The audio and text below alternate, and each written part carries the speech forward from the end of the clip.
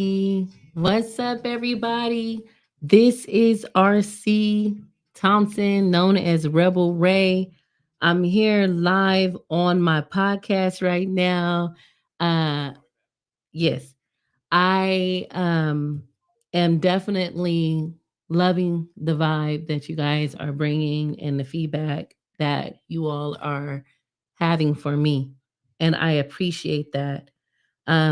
I don't know if I'm having any feedback that's happening, but I just want you to know I'm open to suggestions, and I'm here. I'm here. I'm from Stockton, California, y'all. I love Stockton. Stockton is on the map. It's on the map for a couple of things, uh, good things and bad. But we're here. We're excited. I am live now here at the Digital Nest. And this is a space that is for nonprofits, people in the community that want to contribute and they want to give back. If you have something to say that's valuable, that's going to show love to the people or just uplift people. People really want to know that. And so my podcast is a little different. I actually go live. I engage this way. My life work as a therapist has allowed me to engage and meet the most beautiful people with extraordinary courage, with extraordinary stories. And we support people's truths. I think this is how people evolve. And you got to understand the possibilities of being able to love people, show up in your authentic way. And I kind of want to talk about that. I have a very special guest with me today.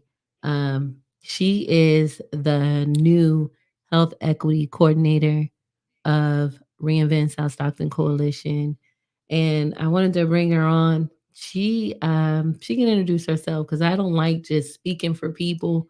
People have ways on how they identify and how they show up, and so I just bring people on. So I'm going ahead and bring my good friend and colleague, Miss Kimberly Robinson, to the stage.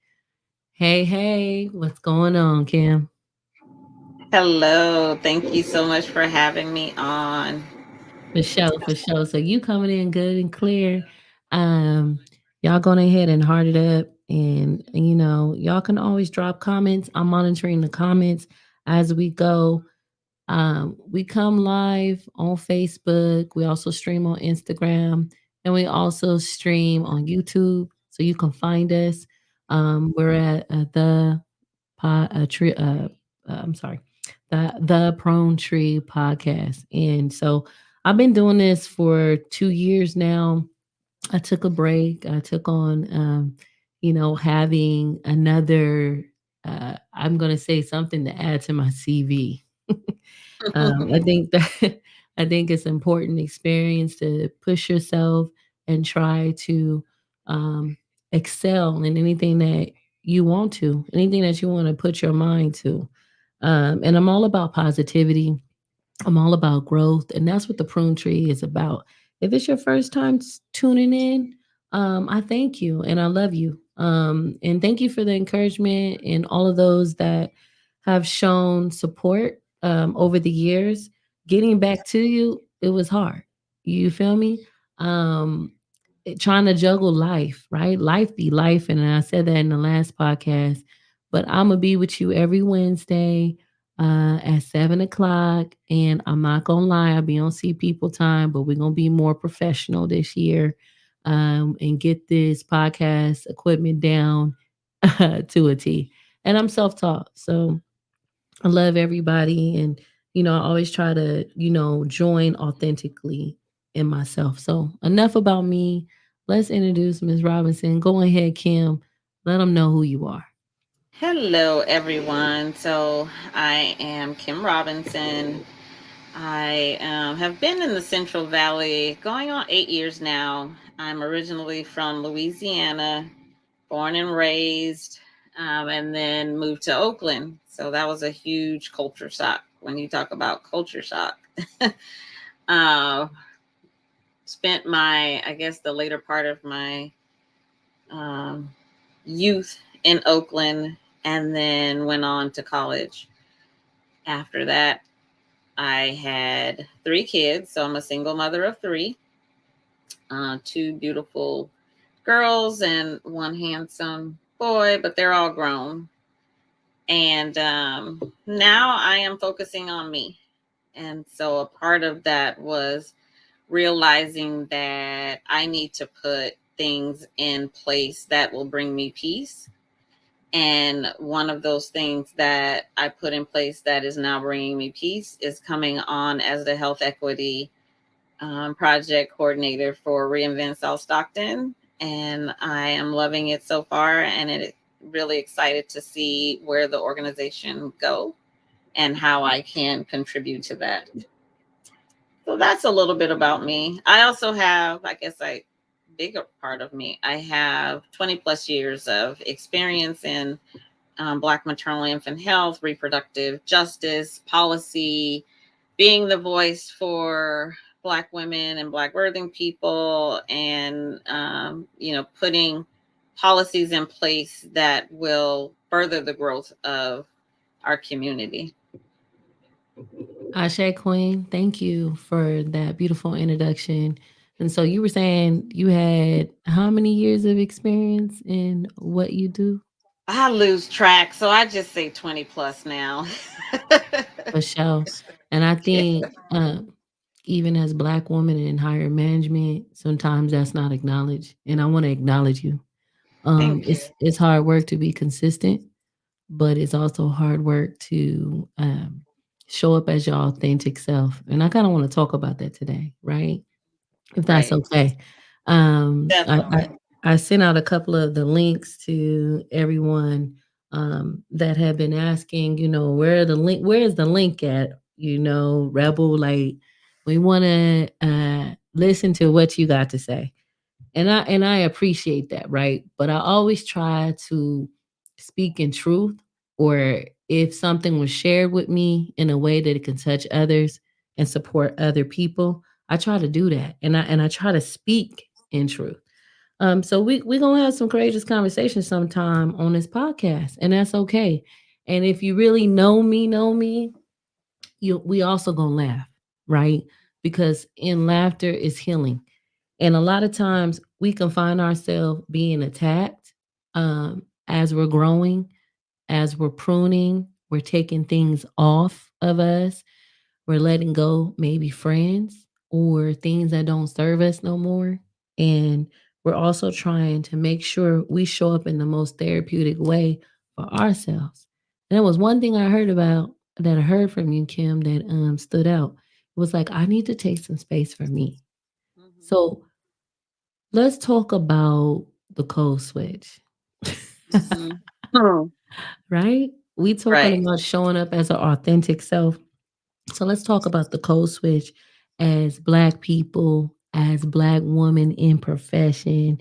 And, how does that impede how we show up in spaces sometime when we may not fit the, I'm going to say, the narrow approach or adjectives or labels or the path or the way that individuals say we should show up, right? Like a lot of times, our way of showing up can also be compared to a more Eurocentric way of showing up professionally. So I kind of want to hear your feedback on that, if that's possible. It's so interesting because I just, before I logged on to the podcast, I was having a conversation with, I say one of my daughters because I've been involved in her life for 16 years. Well, since she was 16, now she's almost in her 40s.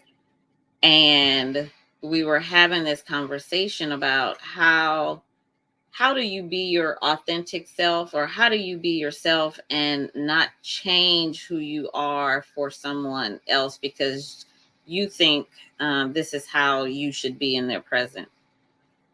And I have learned, and I told her, it takes living, it takes growing, and it takes finding love in yourself. And it also takes for you not to be apologetic for being who you are. And I've had to learn that over the years because, like you and I were discussing earlier, I've had those labels put on me in the workplace because if I know that I'm being wronged, or if I know that the information that is being presented to me is not accurate, I'm going to question it. And when you question things, oftentimes it's, especially being a Black woman, working in a predominantly white institution, um, you're looked upon as being aggressive, or um, I can't communicate with you because you're yelling all the time. And I'm like, I very rarely yell, but I do have passion in my voice when I'm passionate about something that, I'm advocating for myself or advocating for a situation. And so I have had to learn that two things. One, that I cannot project myself on people. And when I say that, I more so mean because I might handle a situation one way, or I might say something one way, doesn't mean the next person is going to say or do it that way. So I've learned to take people as they are. But I've also learned that I am who I am. I am who my parents raised me to be. I am who I know my morals are and what I look for in the world and in people. And I'm done apologizing for that. And so if you can't take me in my authentic self, I'm not for everybody. And so I give myself grace. I try to give people grace as much as I can. But it's just, finding self-love and self-worth, and knowing what you are worth, and knowing what you are no longer willing to put up with. Ashay. Now, how long did it take you to do that? Because I'm, I'm 52. Well, I'm no, I'm near 51. 40. I don't I'm even near know. 40, and it is still taking me a Right. tough Well, time. I don't even know how old I am. I'm 51. I think I'm 51. I know I'm Hey, hey, past hey. 50. I'm 51. You look So good. You look good. it has it's only been in the last couple of years, to be completely honest. Because I think you get to a certain point in life where I have less life to live than I had before, and so I know the life that I have left in me, I'm wanting to spend it a certain way. And so then you don't put up with a lot of things that you may have put up with before. You don't let people just walk over you and treat you how, they want to treat you, and walk over you because it's not right. And me being in policy and being the voice for people, and trying to put things in place for people, I have to also do that for myself, because I can't do it for others and then leave myself out of it. So yeah, it's taken me a while. It's taken Ashay. me a while. Shay, and thank you for that transparency. At times it can be really hard, and I think too that's why we don't see a lot of us in higher corporate worlds, because the code switch internally, and for those that are not black or brown people, I'm gonna say this as gentle as possible. The code switch is something we internalize, and it hurts us. Hmm. Some of us were fueled by it, but it hurts not to be able to show up as your authentic self, because you're marginalized already. You don't want to marginalize yourself as well. Social theory tells you, or social group theory tells you, that most people want to be accepted. They don't want to be rejected. And a lot of times it's hard when you're moving up and you're trying to conform, but you're also trying not to lose your identity. You know what I'm Right. saying? That we see that also with assimilation versus appreciation, right? You can assimilate to form or conform, but then there's always an issue or problem when you go off, the path that, is set, the social norms or the social acceptance that's set. And it's a very careful balance that happens in corporate world. And it depends on how high in corporate world, right? Right. Yeah, and just with one of my last experiences that I've had with code switching, um, I had a person who was my peer move up to a supervisory role. So now is, one of my supervisors, and peer to peer, great relationship. Peer to supervisor, not so great. To Mm, the point where, and two different races and nationalities, but to the point where I was then moved to have a supervisor of my same race, because they felt that that person felt that they could no longer um, supervise you. supervise me. Mhm. I was unsupervisable by this person, and Oh, Lord. and so, but then it's like you put someone of my race, as my supervisor, like that's going to change anything, because Right, the right. structure is still the same. Mhm. What is happening is still the same, Right. but it's a way for them to say, oh well, there's no racism going on here, because it's the same, it's her supervisor's the same race and nationality as her. But Mhm. just because you are my race don't mean you are my people, and don't mean you have my best interests at heart. Mm. And so um it's just been very eye opening in the corporate world, and being a woman of color, and I was in management, so being in a management position, um but I'm not one that's going to be put in a position because of my race, and then you think that I'm going to conform to whatever it is that your agenda is, when Right. I know it's hurting my people. Right, and it's hurting your people, and that's the thing, right? I always tell myself, and people laugh at me, but I watch people. I'm a people watcher, and I listen as well. Um, Although it seemed like I'm always talking. um, and I remember when Michelle Obama said, "When they go low, you go high," right? But I also remember what Cardi B said. Uh-oh. She said, "When they go low, you go to hell." And a lot she said it just like that. Bless her heart. I love her. But a lot of people find this organizational trauma because they can't show up as they self, and then they're not really good with conflict, and they're not able to uh, really address the root problem. A lot of it is systematic racism. A lot of it is implicit bias that happens. And so a lot of people don't know how to address it. We talk a lot of diversity and equity and inclusion. Let's talk this DEI stuff, right? Yeah, We right. a lot of times, it was like at the top of its thing, it was trending.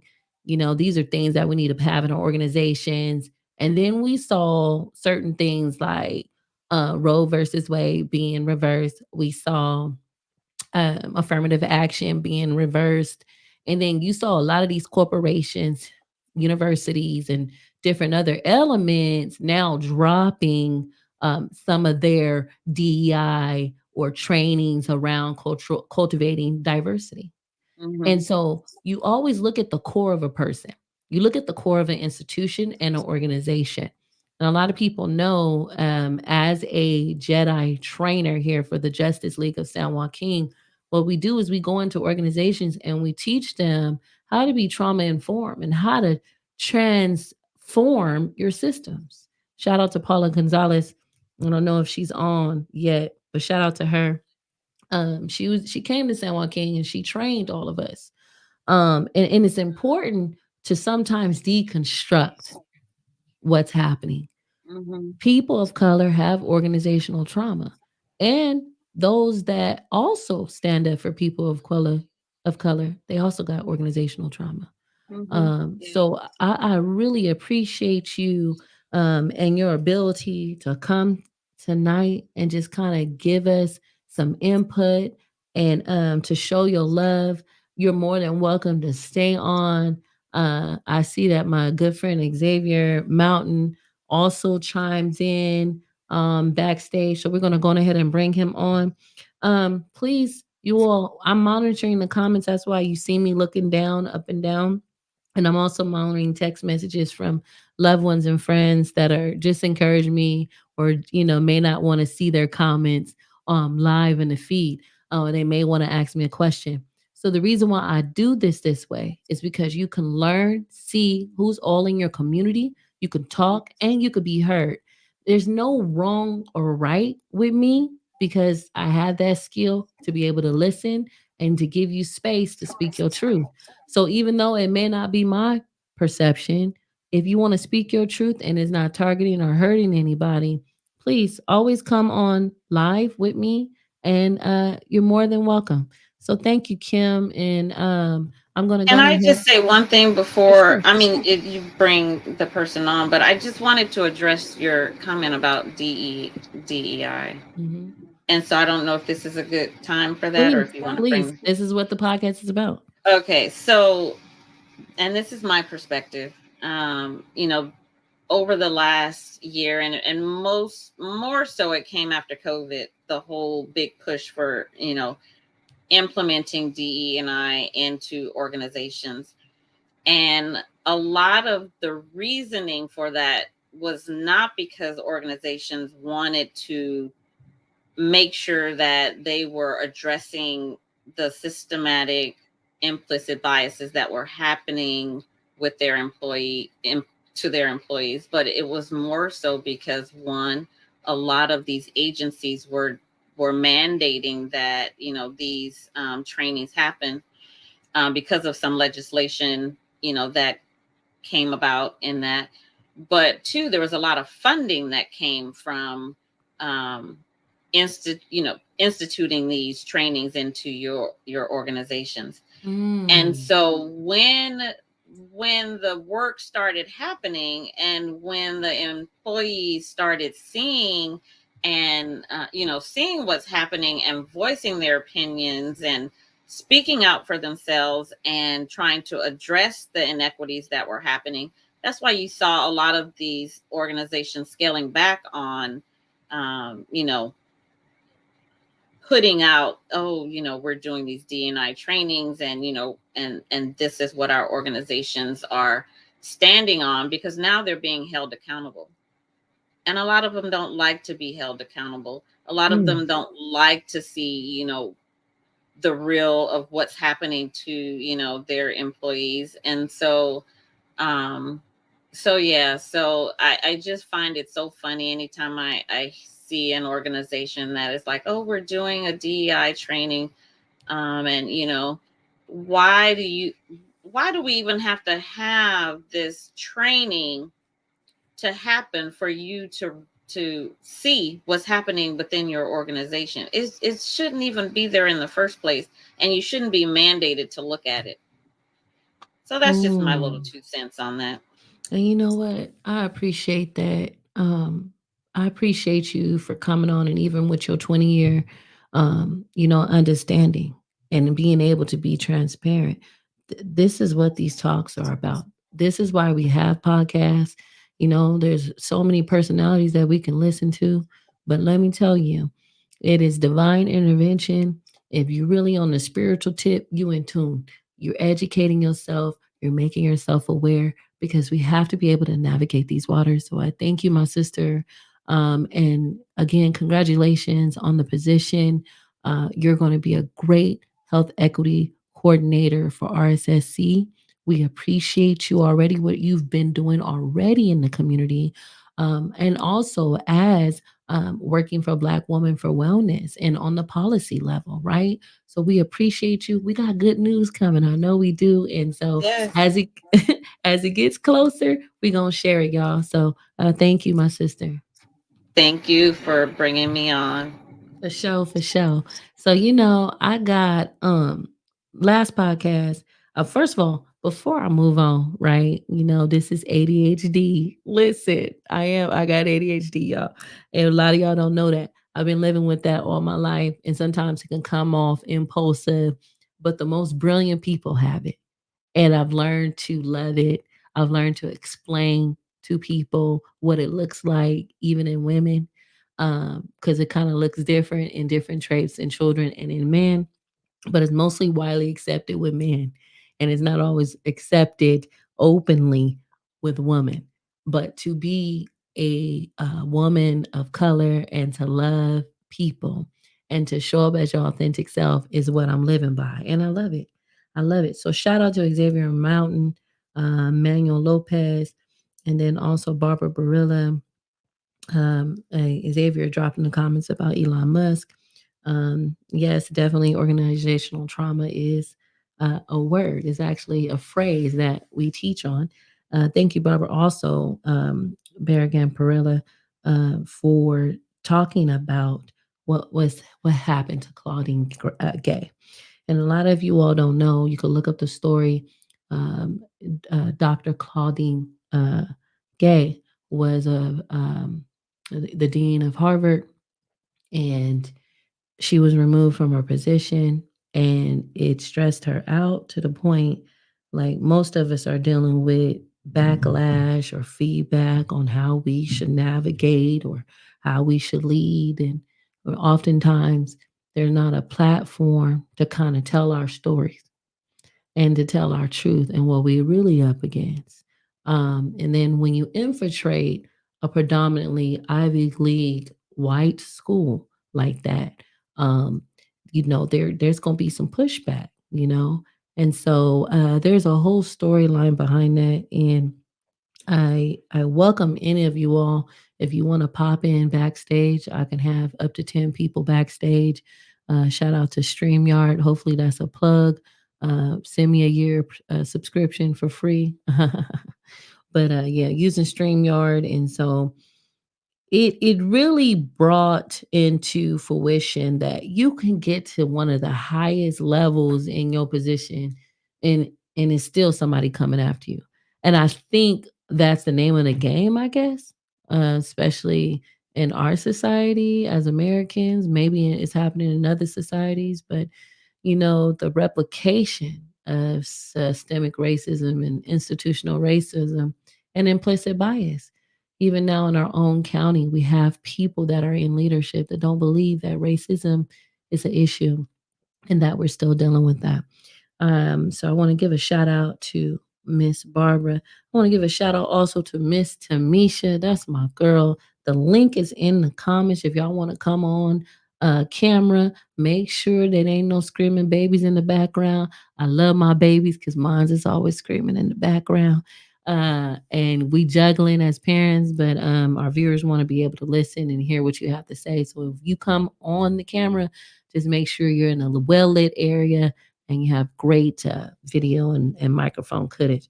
And shout out to Joel. Joel, let me tell you about Joel. Joel Juarez, he's backstage too.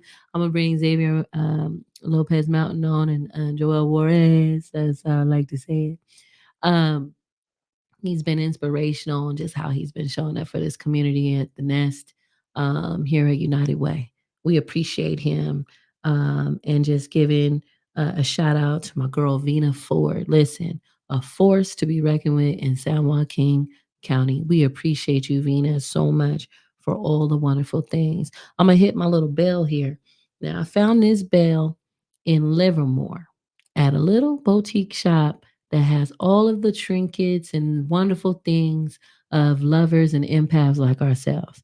And it's called Einstein and Me. I loved it. I went in there, fell in love, and I was like, you getting all my check. But it is called a Mai-Hai, a Mahi. I might be saying it wrong. They have different levels, and it's a vibrational instrument. So sometimes you may be hearing me play it. It is super beautiful. I'm gonna play a little bit of it. I'm gonna turn his mic so you guys can hear it. But it's one of those beautiful things that I found on my travels.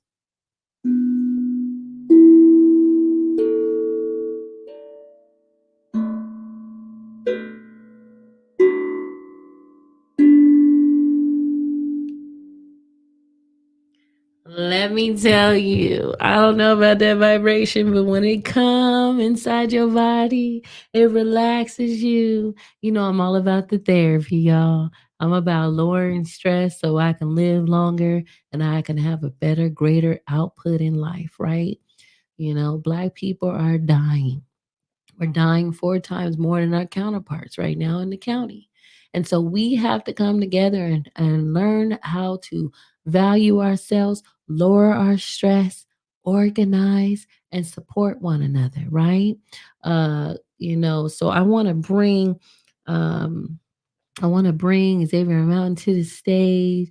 Hello, Mr. Mountain, and also my friend Joel Juarez. And let me tell you, hello, gentlemen. Hello. Hi, hi. Thank you for coming in today. And so all four of us are here. And let me tell you, how is the day been for you? Tell me something good. Tell us something good. Thank you for having us. Can you hear me? Yes?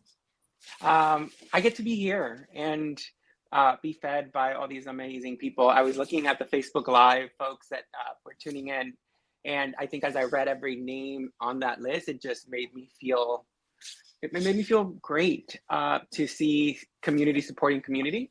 It was a tough day. It's been a tough week, but just being here, surrounded by incredible movers and shakers in the community just made me feel like I'm at the right place at the right time. And I haven't been feeling that Ashe. lately. So thank you. Ashe. Thank you, Joelle, for joining in. And Mr. Mountain. Uh, Thanks. I appreciate this. So, Mr. Mountain, you dropped something in there about Elon Musk, and I'm paying attention to the Oh, comments and also trying to work all the podcast equipment. yeah. But let us know what's that link about.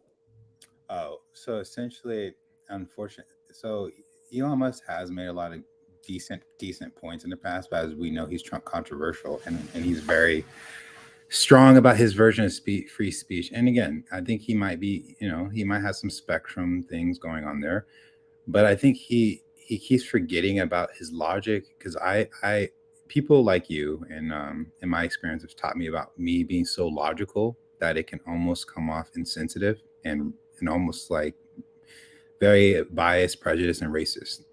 And like and at least in his situation, that's when you start realizing that's the white privilege there, and it's not something people want to hear. And it's like not saying white privilege. People forget like white privilege in tech is a completely different story.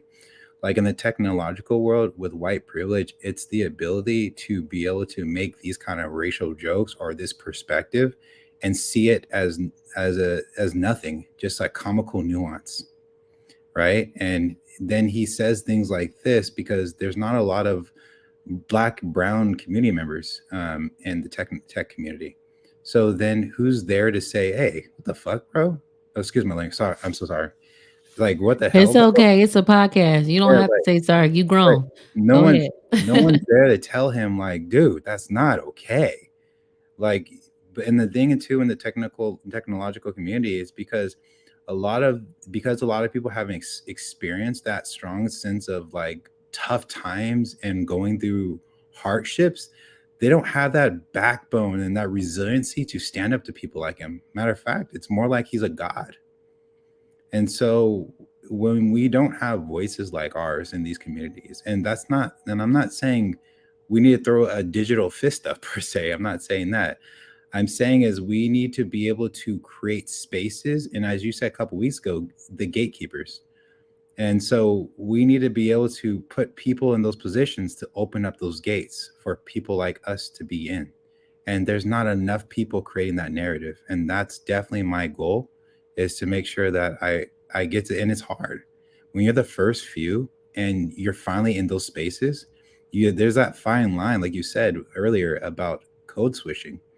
And then in the tech space, you can't code switch because, again, we can all, like, we do our thing, but the thing is, it's weird. They like raw authenticity, but it can just so insensitive.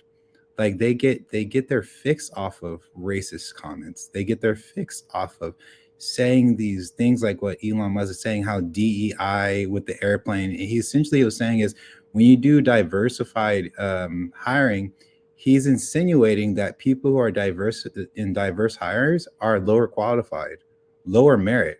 And this is what happens when you hire DEIs. They ruin things. And so he's blaming the whole airplane incident recently on DEI employment. So then you get to a point is when you have people like him, who was the richest person on this, literally 2 years in a row, richest person in the world, bringing these statements up. It's not something simple that you could just pass off. He's stating to other corporates, because if he's the richest, that means he's the example for everyone in corporate, because they're looking up to him, because they're going to say he knows what he's doing, so we should follow him. So when you get leaders like him who are insensitive, that hasn't been through it, and doesn't understand what DEI truly means, then it breeds a more bias and more racially, not, I'm going to say insensitive, like racially blind, because the technological community, they're not directly racist. I can say that they're not directly anything. They're just blatantly just clueless, that it's become insensitive. And that's So why, let me chime in here because you're doing real good and you spitting that fire. yeah. And I always like to go back to the comments. Y'all place y'all comments because I read these comments live on air because it does mean something to be acknowledged, right? Especially as black and brown people and marginalized people and queer folk. Uh, our voices have been sniffed Mm. many times out of the history and years, but Vidales, and please forgive me, sister, if I said your name wrong, said, he's in position of dominance and people aren't empowered or organized to push back. And a lot of times, even organizing can be a little intimidating, right? Because the man got his own rockets to go to the moon. I'm just saying. It used to be an act of Congress to be passed to go as a NASA astronaut, and so, absolutely is one of those things that it's hard to have a balance. And then so you see these demigods that kind of put themselves ahead of the precedent, and they feel like that doesn't um, cater to them or even how they live their life. They're so out of tune, right? So, Xavier, I really appreciate how you brought perspective. Now let's pivot a little bit because you came on last week and I wanted you to tell me a little bit more about what you've been creating in AI and coding and what we're finding out. And it's an actual social theory, a science theory behind it that we're finding out as AI begins to be created more and its intelligence is learning from what's in the internet also is biased. So we saw this with uh with Xavier's ability to make art through AI.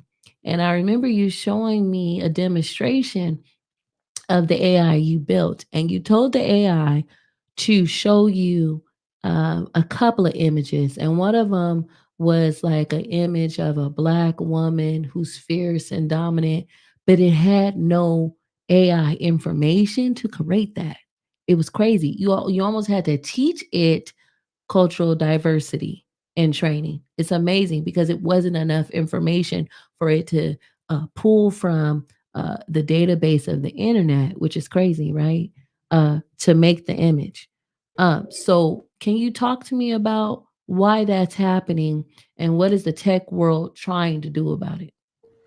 Um, well, this issue has been going on since the 1950s, actually, and it got brought up most recently in 2008 when when you typed in Google gorillas, black women came up and black men.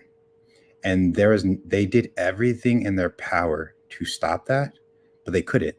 So Google couldn't fix that code because it was so embedded deeply in their code that they couldn't find where it was coming, because it's years and years of code, and that's what you call code debt. And so when they, instead of fixing the problem, what they made it so that it makes when you type in gorillas, it just doesn't pop up the same way. But now that AI has it, they can actually get pretty good gorillas now. But that was happening. Next thing and happening is Amazon. So before ChatGPT came out, AI has been around since forever. Michelangelo, well, all AI is means automation without human engagement. So there's a lot of automation going on even since Michelangelo, but it's digitally automation recently. So get to the point is in 2015, I think it was, Amazon created an AI, and again they scrapped it because they created it so it can hire. And what ended up happening is, because it was ingrained bias and racism, because it was trained off of human data, right? It ended up hiring only white people, and it biased against black, brown, and community members. And so when I try to speak to everyone about, it's called the alignment problem, aka racist code. And the reason why it's called the alignment problem, and they try to be subtle about it, because again, it's essentially saying that when we've collected data, it is forcing the world to realize that even AI can only do what has society has been taught and learned, and that is embedded so deep in the AI code, it cannot even differentiate between what's proper and inappropriate. And that's why it's called the alignment problem, because they can't get it aligned with everyone. They can only get aligned with those in power, or those what we perceive are necessary. So what I'm doing in my company, Perceptive Focus, is I'm helping people perceive a new reality.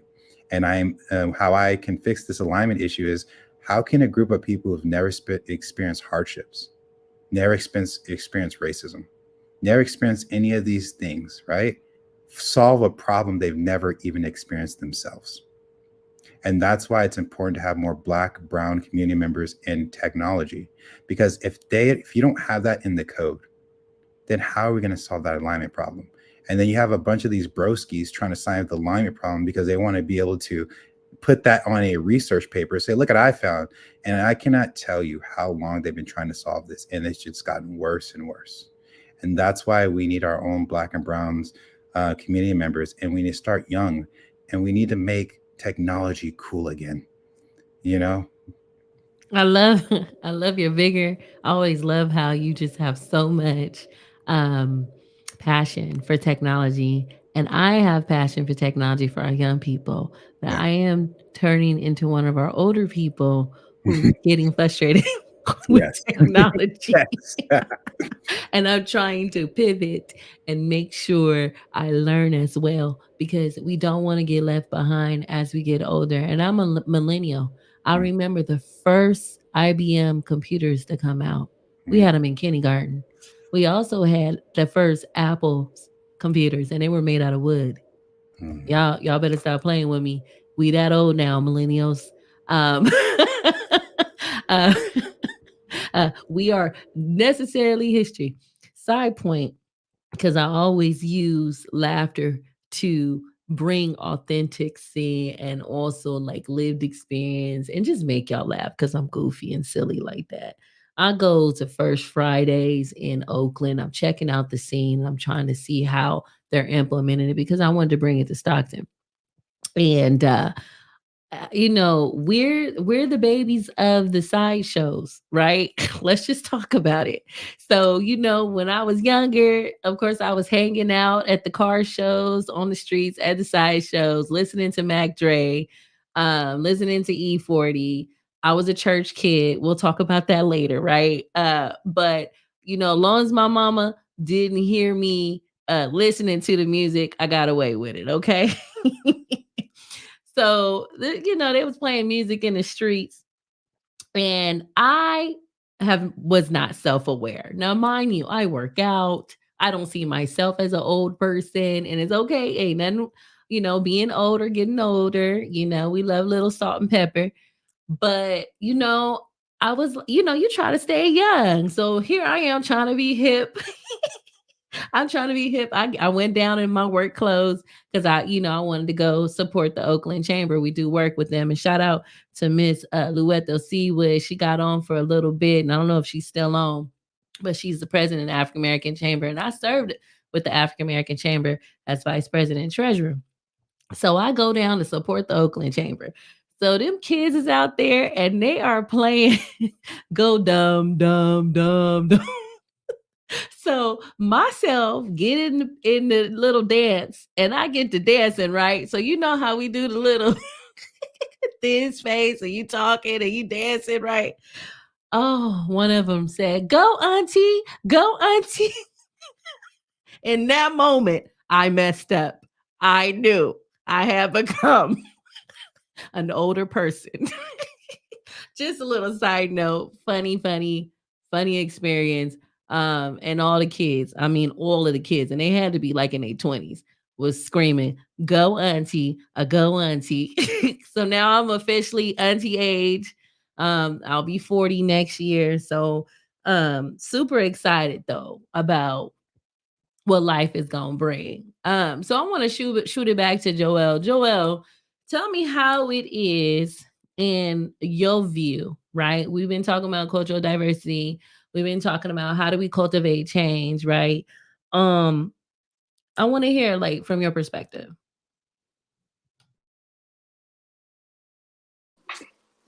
Um, I think so I'm new to the Central Valley, or returning to the Central Valley, and I think this is a conversation that I'm having a lot with friends who've all come back to this area and are indebted to this area because we give it credit for everything we are today.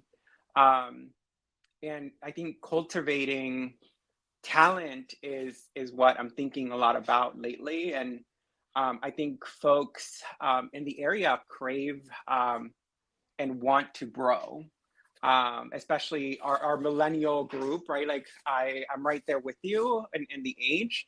And as a lot of the current leaders in the area, I think there's going to be a lot of leadership changes within the next 5 to 10 years, especially in the nonprofit sector.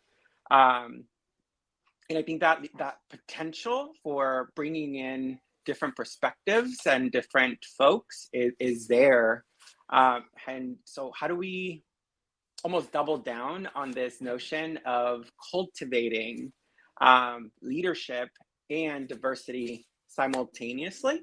Because I think is incredibly important and very much needed in the Stockton area, the Central Valley.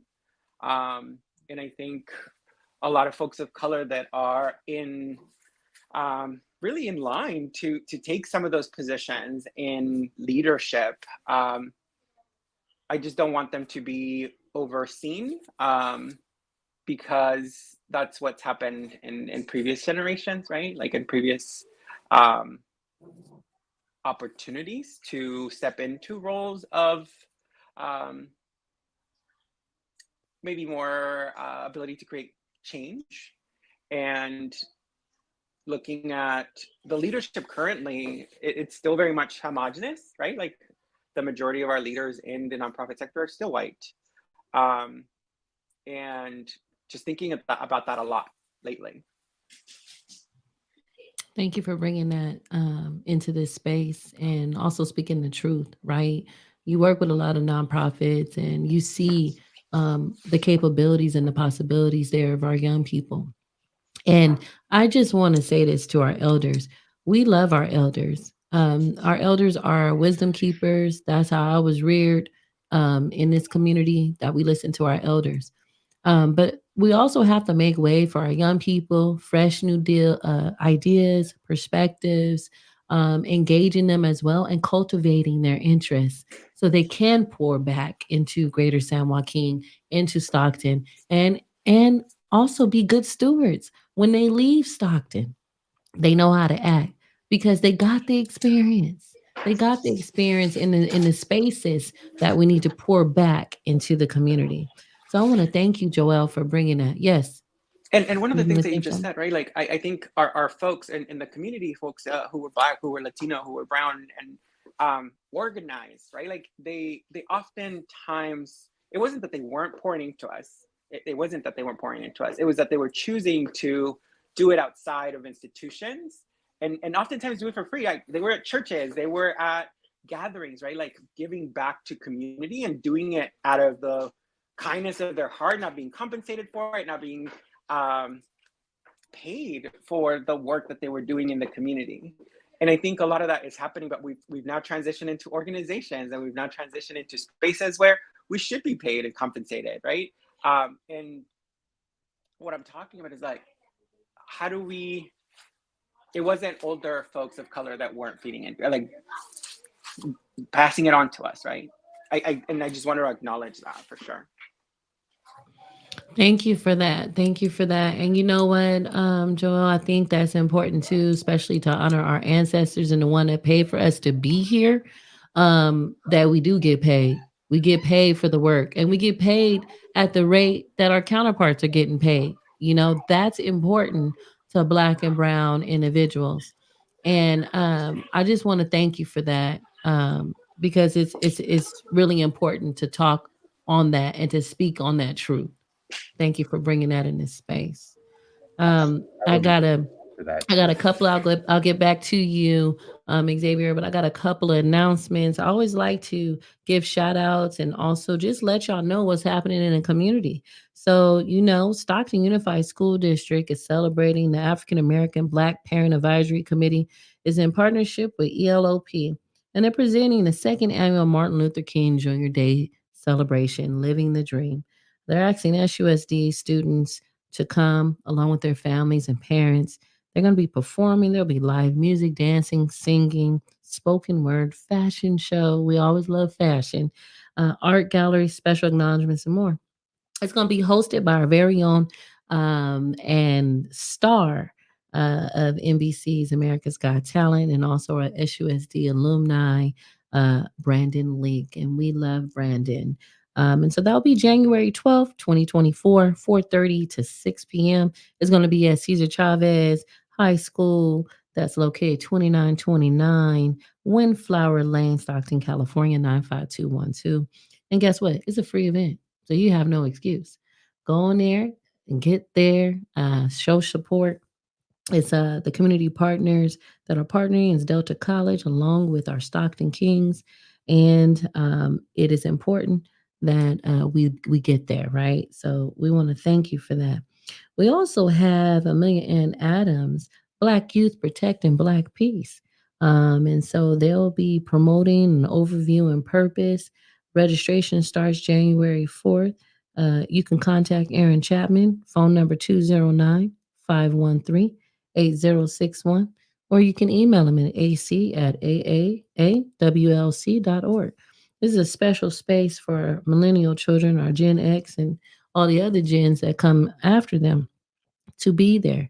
They're having a calendar, and their calendar is up on their website. So go ahead and seek that out. That's a positive place for your children to be, and we support that.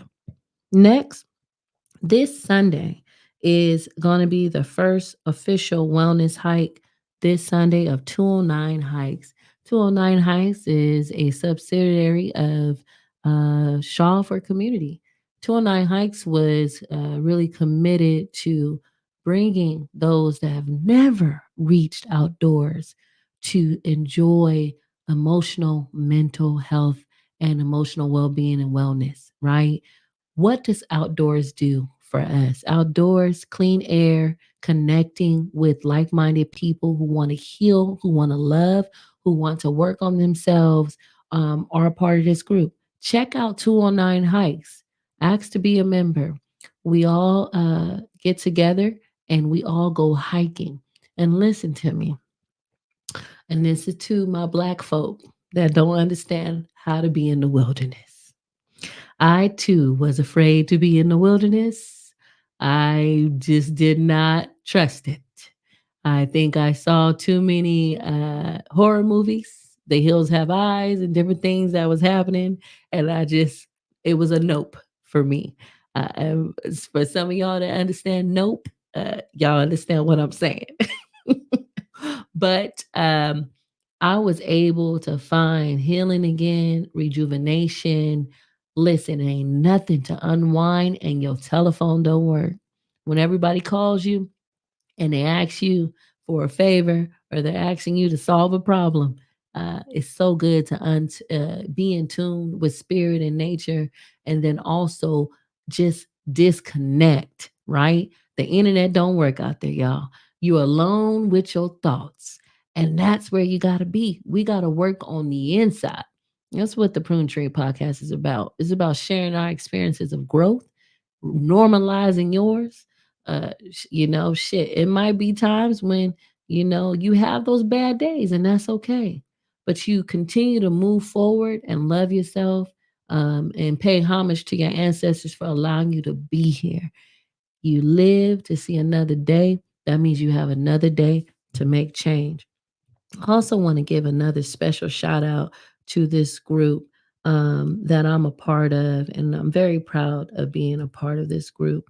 This group was brought to us in support of individuals understanding that we didn't have a space for this particular group. And it was an understanding that all of the leaders that are in our community come together and make sure that it's safe space and that we're cultivating acceptance in our community for everyone. And so I want to give a shout out to our Black queer group here in San Joaquin. We got some heavy hitters. And we dubbed the name as 209 Ballers. Um, and let me tell you about this group. It is a group of young peoples. They're moving and shaking in the community. It's important to know why they're moving and shaking. We got Pride Center, we got Gender Health and Wellness Center, we got Huddle, we got RSSC, we got Trans of Anarchy.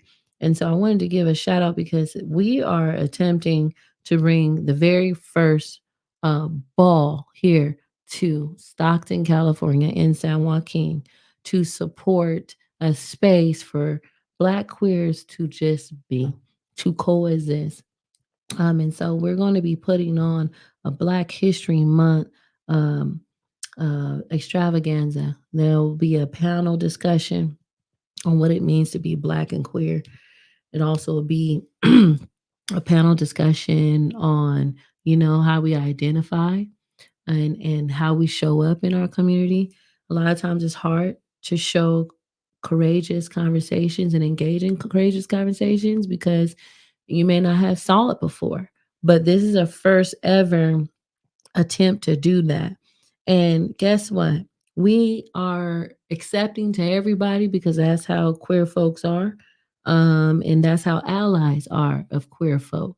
But we were not gonna tolerate any we're not gonna tolerate any hate. And at this point in time in our lives, how we're growing up, the lessons we've learned from our ancestors, we gotta be able to stand. We gotta be able to support holding up and taking space for differences, right? We should be able to live without tyranny, without terrorism, because of the color of our skin or who we choose to love. And so I want to give a shout out to Trans of Anarchy Incorporated, where the executive director is Ty Rance Omega, and they put Know Your Queer History Kiki Ball together. They did a beautiful flyer, and you can find this. It'll be Saturday, February 10th, 2024, 6 p.m. to 10 p.m. And it was a beautiful, beautiful water painting flyer of Marsha. And a lot of people don't know Marsha was a Black trans woman who stood up against racism at Stonewall and made history. And it's so funny because when we talk about equity, when we talk about racial equity, it is going to be our Black and brown brothers that come together and fight for it. And we have to, and our sisters and anybody else that identifies non-binary, we saw that in history. And so I want to give a shout out to the group. I love the group. I'm here. I'm always supporting of our young people here in the community. Um, and just to be fully transparent, because there's people I grew up with as well that's watching. I grew up Pentecostal. I grew up in the church. I grew up not to support gay people. And even myself in my pruning over the years, I had to learn that God and those that see Jesus as a Messiah um, loves all people. And love goes forth further than hate. And that's what we propagate, right? We propagate the love of God for all people. And so I just want to give a shout out. And I told them that I would give a shout out, and that's how you do it. So thank you all. I love you all. We're here at our hour mark. If anybody, if my guests want to say anything else, now is the time. But if not, I'm here every week, Wednesday at 7 p.m. And we got it now down pat. Mr. Juarez got me down pat, and we're here. So the video came in better, the audio is better, and I appreciate y'all love and y'all support. If you want to come on, if you want me to give you a shout out of your event or anything else, just send me an email. You can send it to RC Thompson at rsscoalition.org. I'm there to support you. You also can inbox me on the Prune Tree podcast. All right, y'all. Was there anything else we wanted to hear from our backstage attendants? I just want to say thank you for the shout outs. I've signed up for a lot of the events and I'm excited to just be bringing more of that here. I think the message that I keep hearing all the time is like, we got to go to the Bay, we got to go to the Bay for things like this. And hopefully moving forward, we're making steps to show that we love being here. And there is community trying to create more spaces where people feel safe and validated and affirmed. So thank you for those events that you highlighted. Ashe, thank you. Thank you. And anyone else before we leave? Just thank you for inviting me on and being a part of it. And I will definitely, I shared it on my Facebook. And so I'm loving it. And with me, thank you for not being afraid of this talk about technology, because a lot of times in our community, when we speak about this, it kind of is like, at least from my experience. And so thank you for allowing space for me to feel welcomed. Ashe, and everybody is welcome. I live by that. I love y'all. And I'm also going to correct you like the good auntie that I know I am now, because the young kids told me I'm an auntie now. I'm not the young hip no more, RebelRae. But that's okay. I take a Papa Advil and I keep on. I don't got to make the stallion knees no more. But I keep on going. And I love y'all. So let's continue to move forward. And I will see y'all real soon. God bless.